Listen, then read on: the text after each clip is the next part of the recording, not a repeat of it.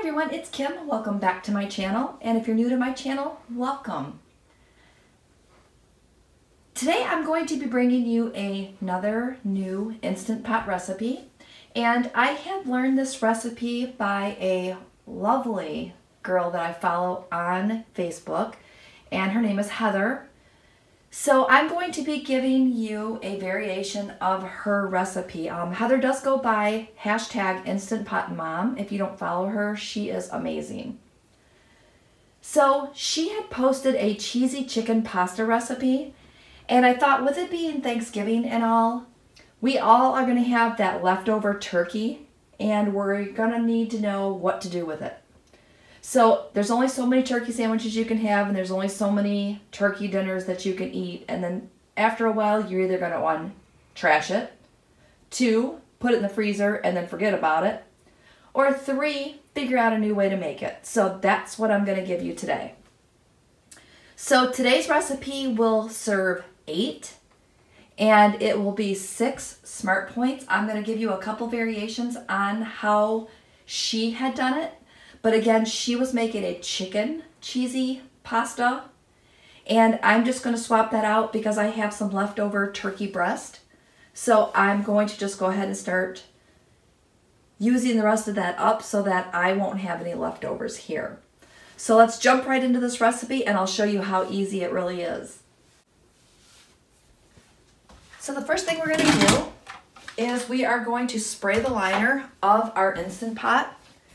And I'm doing that because of the fact that I just don't want to have to clean up a big mess later. Alright, I've got that done. The next thing we're going to do is we're going to pour in 2 cups of chicken broth. And if you have followed my channel for a while, you'll know that I do use like the chicken base, so that I always have chicken broth on hand, and it's much more inexpensive than buying it in those cartons or in the cans or jars. So I've got that, so I'm going to go ahead and pour in 2 cups of the chicken broth. I'm just going to leave the same measuring cup out here because I'm also going to need to use 1 cup of fat-free half and half.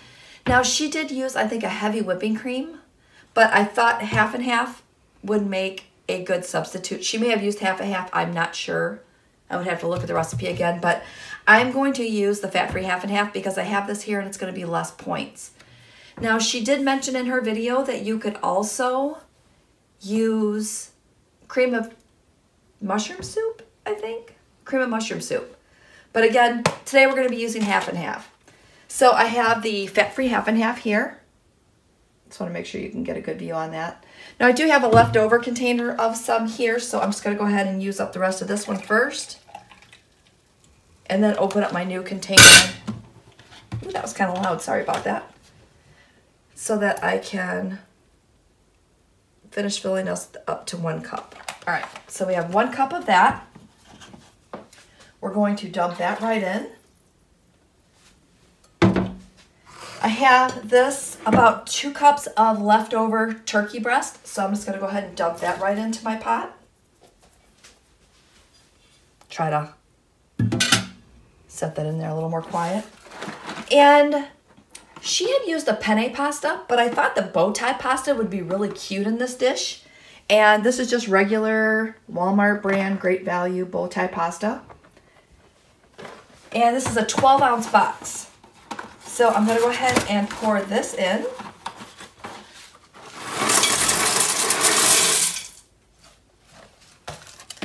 Set that off to the side. I'm going to add some salt and pepper.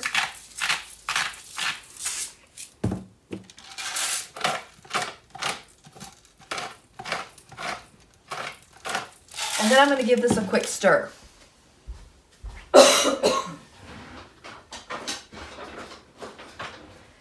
Now, anytime you're making pasta in the Instant Pot, you always want to make sure that your pasta is covered. Actually, I'm going to switch gears. I'm going to bring you over here in front of my Instant Pot so you can see what's going on now. So as you can see here, I clearly don't have enough liquid. Now, when she made this, she was making a double recipe, and she used 4 cups of chicken broth. So I'm going to add some more in here. and just see if that makes a difference. Actually, I'm just going to go ahead and pour it all in, and then maybe even adjust them with water. I know that I did have a little more of the turkey meat. Yeah, I'm just going to add a little bit of water in here. You want to make sure that your pasta is completely covered so that it cooks. And anytime you're, again, cooking with pasta, when I do this, when I'm making my massacholi in here or my lasagna, I always just make sure that it's covered in here. I'm just going to give this a quick stir and stir my ingredients, and maybe that'll get some of that pasta down there a little bit better. And it's always a learning experience. I mean, you have to take the time to learn your new appliances. I'm going to add a little bit more water just to make sure that we're okay.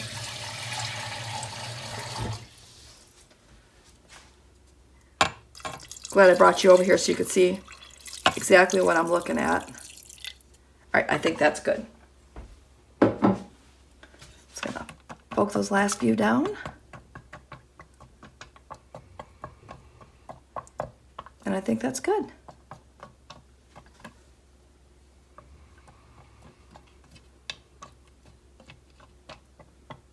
All right, we're gonna call that good. I think we're close enough. All right, so now we're gonna pop our lid on.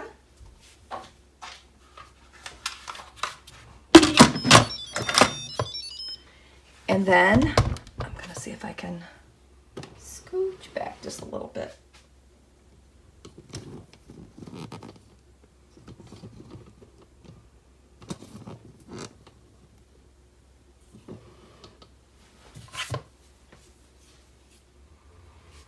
Okay, I just wanted to readjust you. So what I've done now is I'm making sure that my knob here is on sealing, and that way we guarantee that our Instant Pot's gonna come to pressure.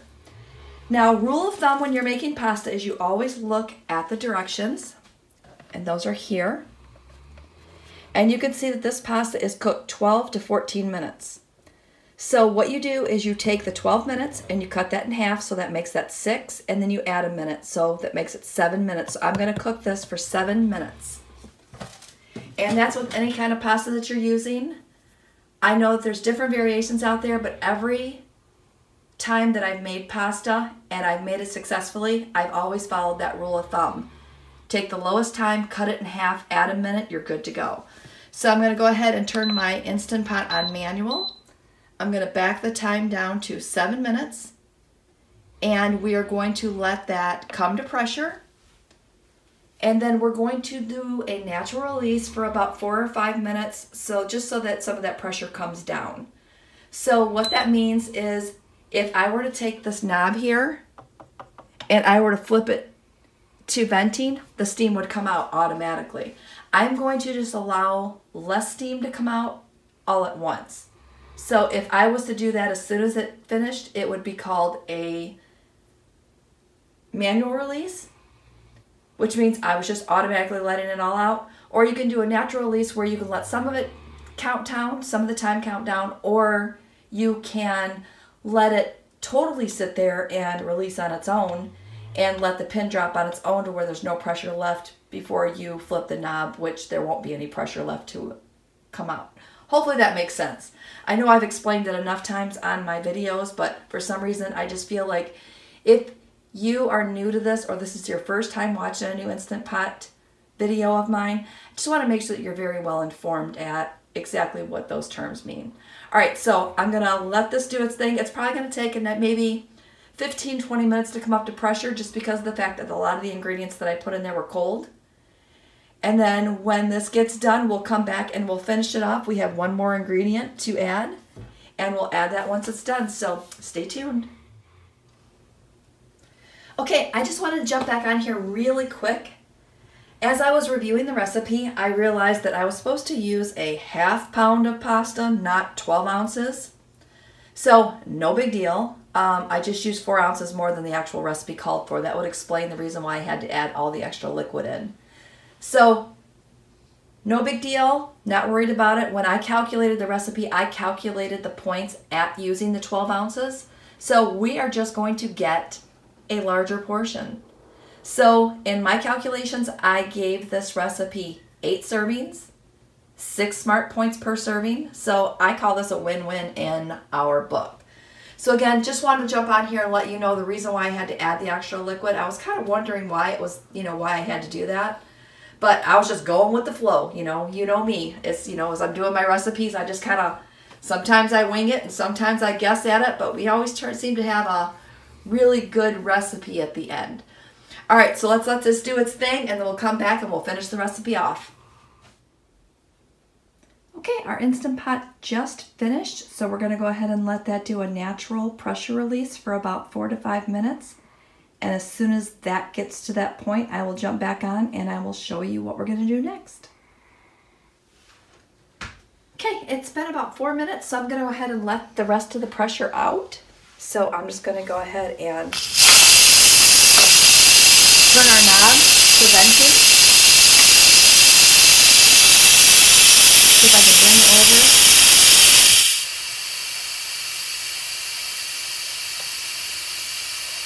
Okay, so as we sit here waiting for the pressure to release, I just thought I would show this on film again, because if this is your first time watching an Instant Pot video, I want to show you, there's a little, see if I can show you this little silver button here. That is going to drop once all the pressure has released and the Instant Pot is safe to open. So I thought maybe we would just kind of chit-chat for a minute, and if it takes a little longer, then I'll just kind of cut some of it out. But once that pin drops right there, you've seen the pin drop. So once the pin drops, then the Instant Pot is safe to open. So I'm going to back you up, I'm going to show you the inside, and we're going to open this together.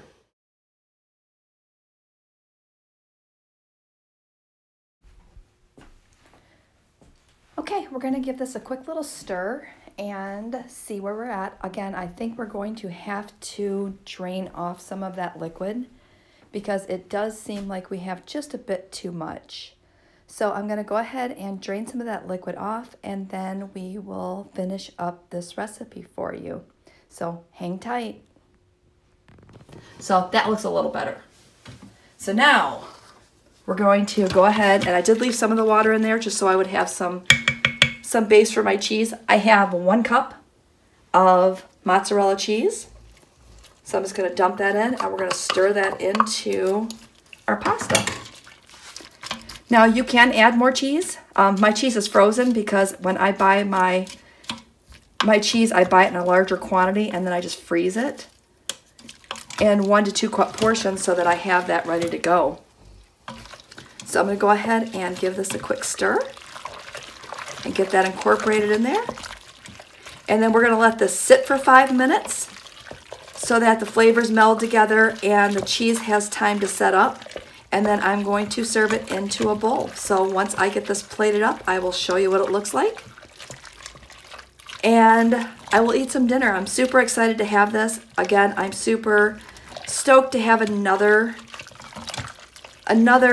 variation of things to do with that turkey, because that's really hard to use up all that turkey sometimes. And again, when I buy turkey, I don't normally buy a whole turkey. I just buy the turkey breast itself. And that works for my family, and then I end up having just the white meat left over, which is great. All right, so I hope you liked today's video. Again, we did have a couple of variations.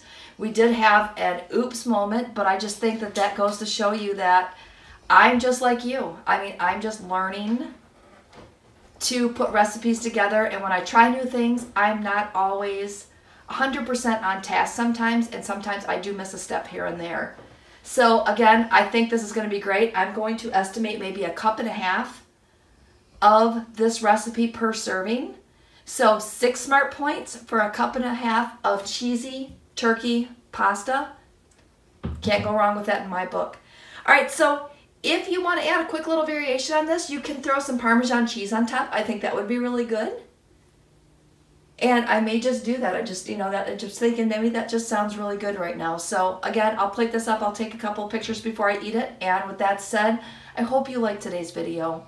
If you're not subscribed, please subscribe to my channel so that you can keep up with me and my shenanigans. And we'll wrap this up and see you next time. Thanks. Bye.